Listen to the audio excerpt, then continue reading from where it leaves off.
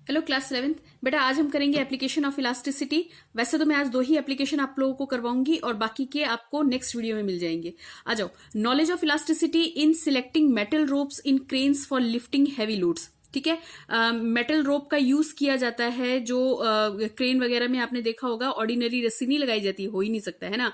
तो मेटल रोप का यूज किया जाता है। तो इलास्टिसिटी से हमें ये पता चल सकता है कि हमें जो मेटल रोप हमने लेनी है उसका रेडियस कितना होना चाहिए।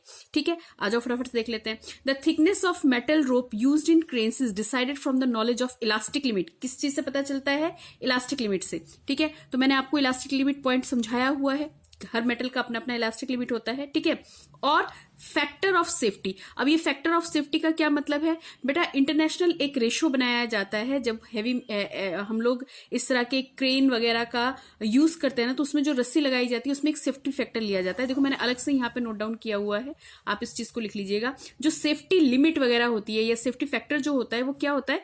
Tensile strength upon load strength. क्या है ये? Tensile strength upon load strength, जो कि रेशो होना चाहिए किसका? 10:1 का।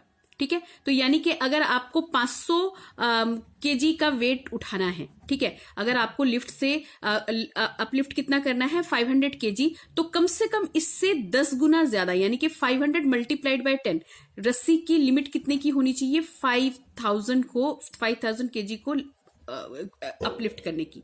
बात समझ में आ रही है? थोड़ी बहुत बात समझ में आ रही है? ठीक है, तो ये सेफ्टी लिमिट जो है ये सिर्फ इंडिया में नहीं, हर जगह पे ये इंटरनेशनल लिमिट है। तो यहां पे हमने क्या क्या लिखा कि भाई हमें कैसे पता चलता है कि रेडियस कितना होना चाहिए? उसके लिए हमें ये पता होना चाहिए कि जो मटेरियल हमने लिया है उसकी इलास्टिक लिमिट कितनी है और फैक्टर ऑफ सेफ्टी वाला जो मैंने अभी आपको बताया है। ठीक है, the rope is design for safety factor of 10। Rope is design for the safety factor of 10।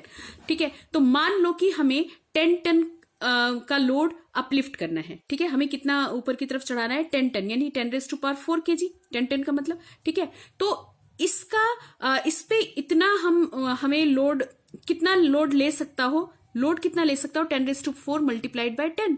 ठीक है, अब ये भी क्लियर किया। तो 10⁵ केजी का वेट हम इस पे अप्लाई कर सकते हो, यानी कि अगर हमें 10⁴ केजी टन को अपलिफ्ट करना है, then it should not break even when a load of 10⁴ into 10 यानी 10⁵ kg is applied on it. बात समझ में आ गई? 500 का सामान लेके जाना है तो कम से कम रस्सी 5000 पे भी नहीं टूटनी चाहिए। तो ये हमारी क्या होगी? सेफ्टी लिमिट हो गई। ठीक है, अब आ जाओ। अल्टीमेट स्ट्रेस कितना होता है? Force by area.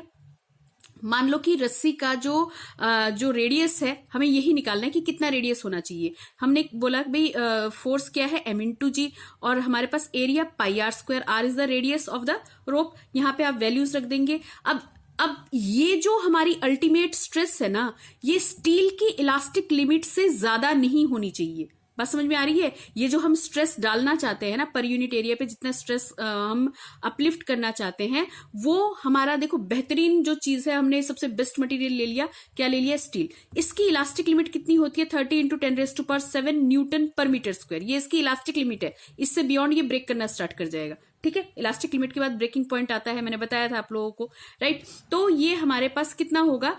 एफ यहाँ पे वैल्यूज रख दो। एम कितना लिया? 10⁵, ओके, इंटू 9.8, जी की वैल्यू πr का स्क्वायर। तो यहाँ पे पाई की वैल्यू रख देंगे 22/7 या 3.14, जो भी आप वैल्यू रखते हैं, r का स्क्वायर।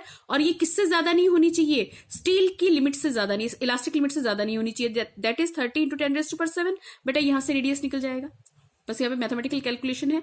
πr² को उधर लेके चलेगी, यहां से ये वैल्यू पाई यहाँ पे ले आइएगा और r निकालेंगे तो ये अप्रोक्सीमेटली कितना होना चाहिए? 3.2 सेंटीमीटर। तो ये सिंगल वायर का है बेटा, ये सिंगल वायर का है। ऐसे बहुत सारे वायर लेके हम उसको जैसे चोटी नहीं बनाई जाती भाई, ये एक वायर ले लिया फिर इसके साथ दूसरा वायर ले लिया, इस तरह से क्या किया जाता है? ऐसी बहुत सारी रस्सियों को एक साथ क्या किया जाता है? गूंथा जाता है, तब जाके एक सिंगल रस्सी तैयार की जाती है।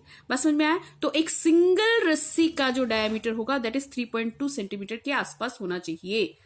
ठीक है, आ जाओ नेक्स्ट। तो बेटा जी सेकेंड एप्लीकेशन क्या है? Knowledge of elasticity be use to estimate the maximum height of a mountain on earth. अब कहोगे ये कैसे, है ना भाई? हाइट ऑफ माउंटेन को हम इलास्टिसिटी से कैसे पता लगा सकते हैं? बिल्कुल पता लगा सकते हैं। देखो कैसे, तुम्हें पता है ना जो मैक्सिमम हाइट है वो कितनी भाई? हमारे नॉलेज में हाइट ऑफ एवरेस्ट जो है वो क्या है? वो कितनी है? 10 किलोमीटर के 10 किलोमीटर के आसपास की है। मीटर्स में बात नहीं करिए, हम किलोमीटर में बात कर रहे हैं। ठीक है, आ जाओ देखते हैं किस तरह से पता लगाया जाता है। Maximum height of mountain on earth depend on the share modulus of rock. तो यहां से 1 मार्क क्वेश्चन आपका आ गया। ठीक है, किस बात पे डिपेंड करता है? शेयर मॉडुलस ऑफ रॉक पे। ओके, अब देखो, मान लो कि हाइट ऑफ माउंटेन कितना है? h है, और डेंसिटी ऑफ रॉक हमारे पास कितना है? रो है। तो हमने कहा कि force per unit area, mountain जो फोर्स लगाएगा per unit area of on the earth, वो कितना होना चाहिए? एच रो जी। अब ये फॉर्मूला कहां से आया भाई? देखो, फोर्स पर यूनिट एरिया की बात कर रहे हैं। फोर्स यानी कि हमारे पास कितना हो गया? m इंटू जी, और एरिया का ए ही लगा लो। अब मास का डेंसिटी के साथ क्या रिलेशन है भैया जी? मास का हमारे पास डेंसिटी इंटू वॉल्यूम इंटू जी। अब ये मत बोलना कि ये बता दो ये कहां से आया। Density is equal to mass upon volume होता है, बस वहीं से हमने mass is equal to density into volume ले लिया। ठीक है, अब वॉल्यूम की जब हम बात कर रहे हैं तो बेटा क्या हम वॉल्यूम को ऐसे नहीं लिख सकते? एरिया इंटू हाइट इंटू जी अपॉन ए। तो ए से क्या कट गया? एक बचा क्या? एच रो जी। ठीक है, वैसे फ्लूइड वाले में मैं इसको दोबारा से बताऊंगी, लेकिन यहाँ पे आप समझिए, जो भी माउंटेन है, देखो कितना बढ़िया माउंटेन बना रहे हैं आप लोगों के लिए। ठीक है, तो इसका जो हमारे पास ये अर्थ के ऊपर जो फोर्स पर यूनिट एरिया डालेगा वो कितना है? एच रो जी। ठीक है, लेकिन ये तो परपेंडिकुलर फोर्स हुआ अर्थ के ऊपर, तो बाकी साइड्स तो इसकी क्या है? बाकी साइड इसकी फ्री है ना? तो the material at the base experience this force, ठीक है, in a vertical direction, but sides of the mountains are free. ठीक है, और साइड्स ऑफ द माउंटेन पे क्या लग जाएगा? यस, समझ में आ रही होगी बात। ठीक है ना? Hence there is a tangential shear. कैसा? Tangential shear on the of the order of H rho जी।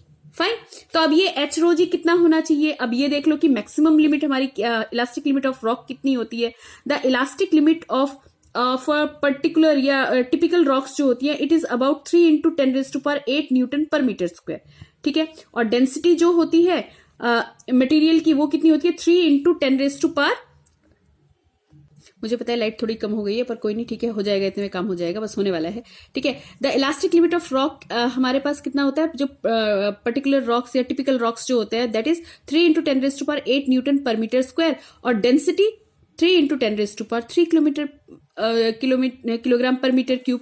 तो बेटा जी एच रो जी यानी H maximum height, H is the maximum height, rho density and G is equal to, it should not exceed than 3 into 10⁸। तो यहां से H maximum निकालोगे तो इसके नीचे ये वैल्यू आ जाएंगी, रो इंटू जी। रो मैंने कितना बताया? 3 इंटू 10⁻3, G कितना 9.8। तो ये आप सॉल्व करके देख लीजिए, यहां से दिख ही रहा है। ठीक है, कितना? अप्रोक्सीमेटली 10 किलोमीटर हो जाएगा। ओके, तो इस तरह से 2 एप्लीकेशंस आपके हो गए। नेक्स्ट एप्लीकेशंस आपको नेक्स्ट वीडियो में मिल जाएंगी। बाय।